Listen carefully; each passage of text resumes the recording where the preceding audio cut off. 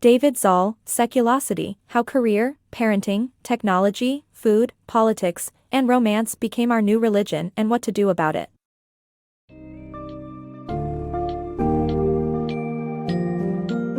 Prepare to embark on a compelling exploration of how modern life's relentless pace and pursuit of busyness resemble the rituals of religion in David Zahl's Seculosity.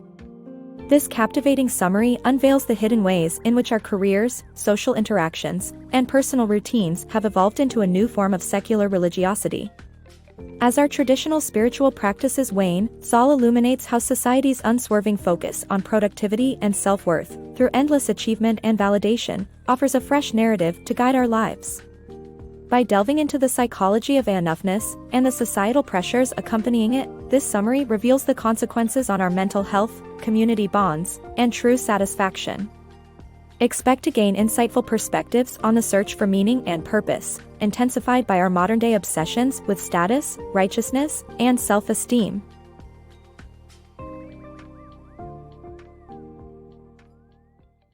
The new religion of busyness. In today's world, the concept of religiosity has not vanished but transformed, adopting an unlikely guise, the ceaseless busyness of modern life.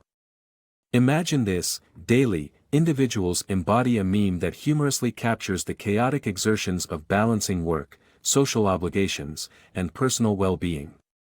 This relentless pace, while universally experienced, begs the question of its true fulfillment. Many equate being busy with being important, as though our significance and even hope of meaning rely on our ability to juggle countless demands. Consequently, this hustle culture evolves into a form of secular religiosity, replacing traditional spiritual practices with everyday rituals of busyness. Consider what religion tends to mean, those overarching narratives shaping our values and life's purpose. Just because fewer people attend churches doesn't imply a diminishing thirst for these guiding stories. Instead, religious impulses have shifted toward secular activities, crafting new belief systems and rituals. Today, careers, personal ambitions, social networks, and even technology occupy spaces once held by religious institutions. These modern pursuits carry the role of religion by offering structure and narrative to help us understand our existence and interactions with the world. This shift invites us to reconsider how religion is defined. If we see it as any system organizing our time, energy, and value, then indeed, our careers or even our obsession with digital connectivity can form a new type of religion. It is not about abandoning religiosity, rather, it's experiencing a different form, one often unrecognized due to its divergence from tradition. Our constant engagement with smartphones, social media curation, or crafting the perfect daily routine mirrors the roles played by traditional religious practices, offering much-needed structure and narrative.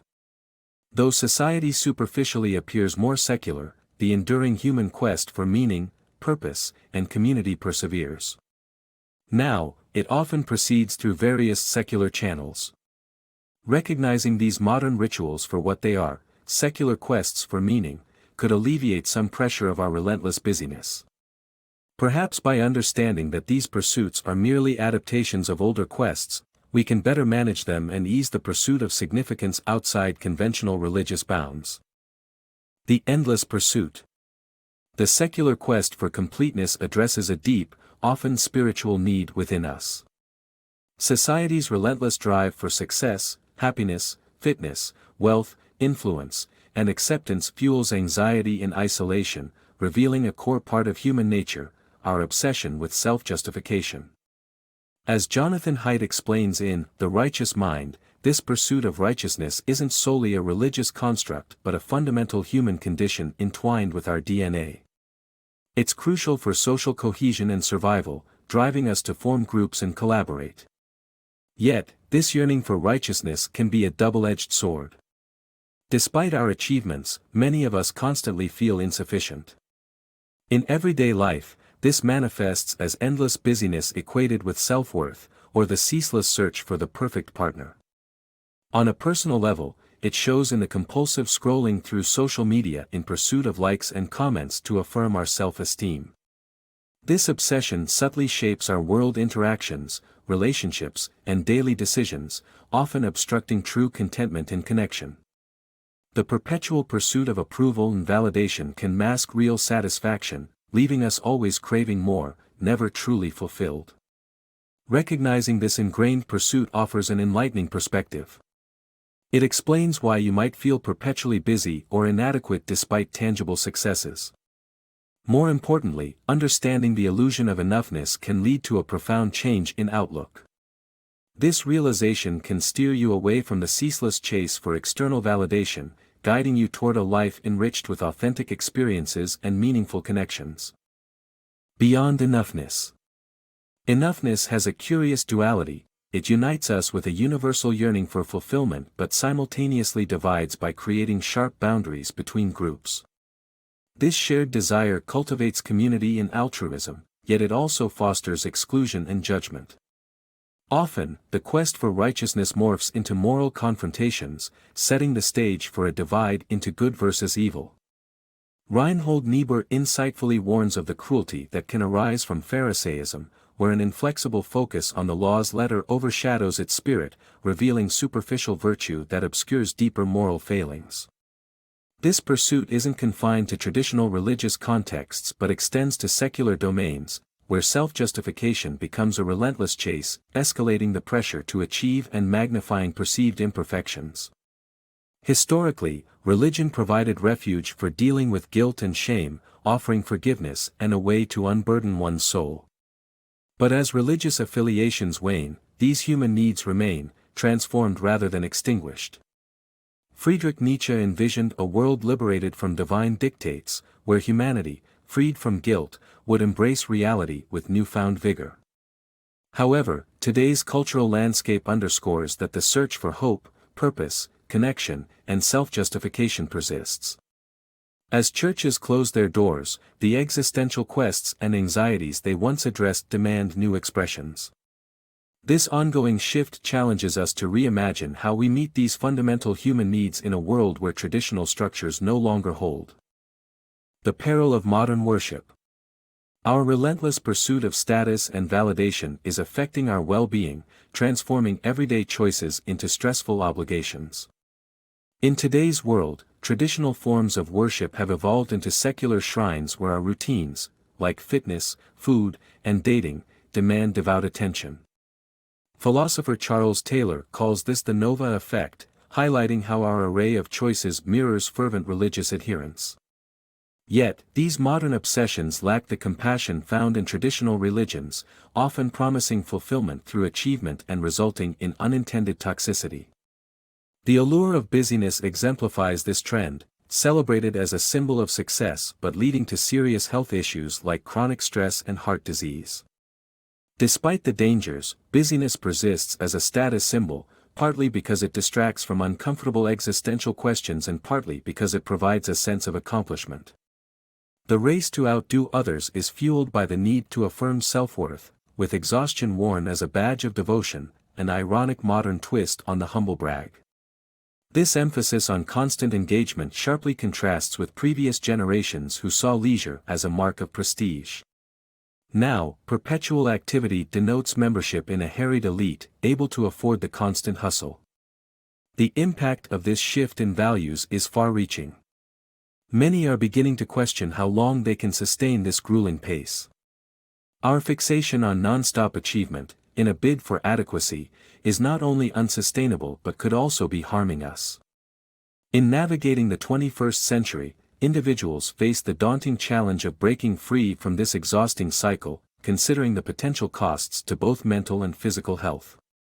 The quest for validation through contemporary forms of worship may ultimately lead to widespread burnout, urging a re-evaluation of priorities and a search for a more balanced approach to life. The heart over hustle. True self-worth emerges from embracing the love that others offer us. Many people bind their sense of identity to achievements, equating their life's worth to a scoreboard filled with successes. In such a mindset, not excelling equates to diminished value, turning life into a cutthroat contest rather than an experience to relish. Every task, no matter how mundane, becomes burdened with existential significance, rating simple activities under a harsh lens of self-evaluation.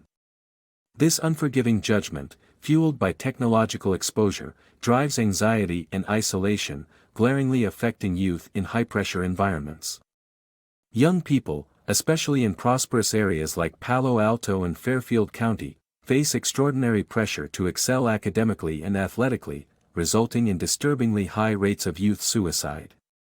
In a relentlessly digital age, where mistakes live forever online, one place once promised relief: religion. Churches provided a haven for reflection, a sanctuary where shortcomings could be set aside, reminding us of our inherent worth simply through belonging, not through accomplishments. Such sanctuaries are rare today. This contrasting battle between expectation and essence finds a powerful voice in Mary Karr's memoir, Cherry. Karr describes a critical moment as a 14-year-old, overwhelmed by emotional distress, when she tried to end her life. Her desperate attempt went unnoticed by her parents, chalked up to food poisoning. In a genuine act of concern, her father, believing she had a craving for plums, drove across state lines to get her some. When faced with this selfless act, Karr experiences a profound realization as she tastes the warm, ripe fruit. It was not achievements or failures that defined her, but rather the unearned acts of love and the kindness that held true significance. From this moment, she shifted her perception, understanding that life's essence lies not in relentless performance, but in appreciating those sincere, fleeting moments of connection. Her father's effort was not mere affection but a powerful dismissal of the performance-driven mindset that nearly consumed her.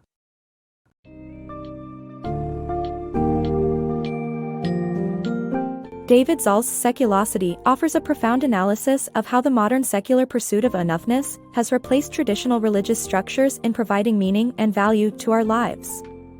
The relentless chase for status and validation is not only exhausting but potentially harmful, as it often drives individuals towards anxiety and loneliness rather than fulfillment. By recognizing this pervasive human condition, Zahl urges readers to shift their focus from performance and external approval to authentic experiences and meaningful connections. In embracing moments of true human kindness and love, we can redefine our self-worth and find satisfaction in the simple acts and relationships that genuinely matter. This new perspective, as shared through poignant anecdotes and philosophical reflections, encourages a return to a more grounded and compassionate way of life, moving beyond the hollow rituals of modern secular religions.